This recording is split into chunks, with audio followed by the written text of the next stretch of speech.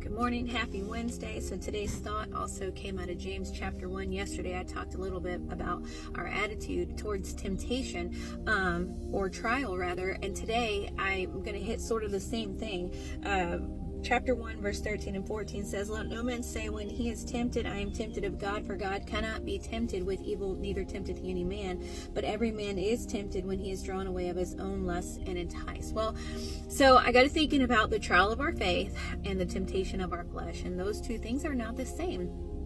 That trial of our faith is when God is going to allow a circumstance or predicament into our life that is going to be hard and difficult, but it's going to prove that what he said is true. He's about to prove himself to us through that trying of our faith. But the temptation of our flesh is different.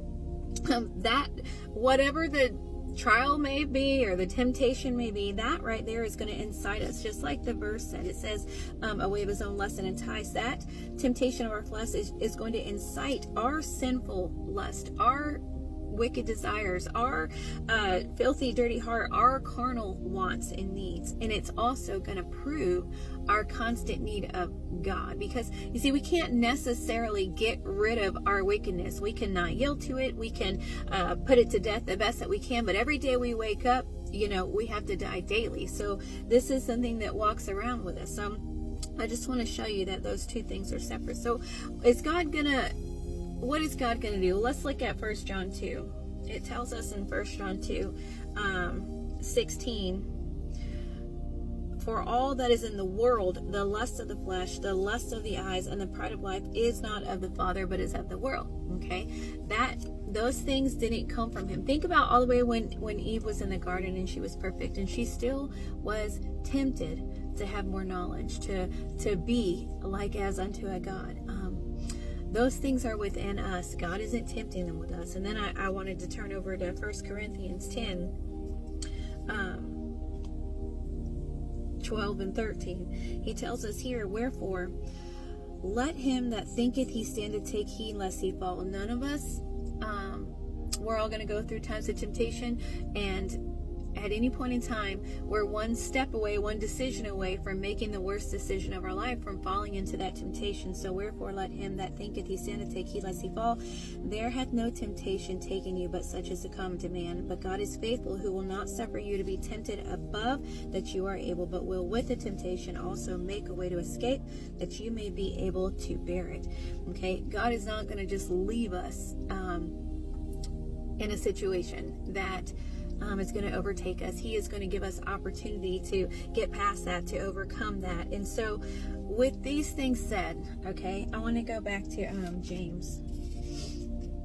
All right, listen to verses 15 through 17. He tells us, so this is the first thing, all right? I want us to know the difference, which is what I just said. There's a difference between the trial of our faith and the temptation of our flesh. Then I want us to know the consequences. Chapter 1, 15 through 17, he tells us, "Then when lust hath conceived, it bringeth forth sin, and sin, when it is finished, bringeth forth death." Okay, do not err, my beloved brethren, every good gift. So here's the other side, right? If you don't fall to temptation, every good gift and every perfect gift is from above, and cometh down from the Father of lights, with whom is no variableness, neither shadow of turning. He's not going to send us things that are going to turn our hearts away from him. All right. So the consequences of our temptation, if we give place to it, is sin and death. Just like yesterday, it's crown of life, right? That's the consequence. And then listen to 21 through 25. It says, "Wherefore, lay apart." So this is what he tells us to do. We have to yield to obedience, all right?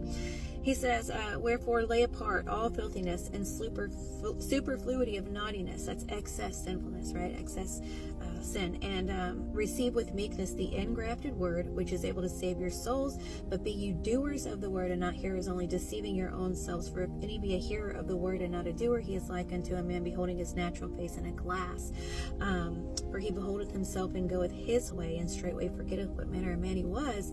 But whoso looketh into the perfect law of liberty, and continueth therein, he being not a forgetful hearer, but a doer of the work, this man shall be blessed in his deed." Okay, so first of all, know the difference of the trial of your faith and the temptation of your flesh. Know the consequences, either death or crown of life, blessing, God's goodness, and then yield to the obedience.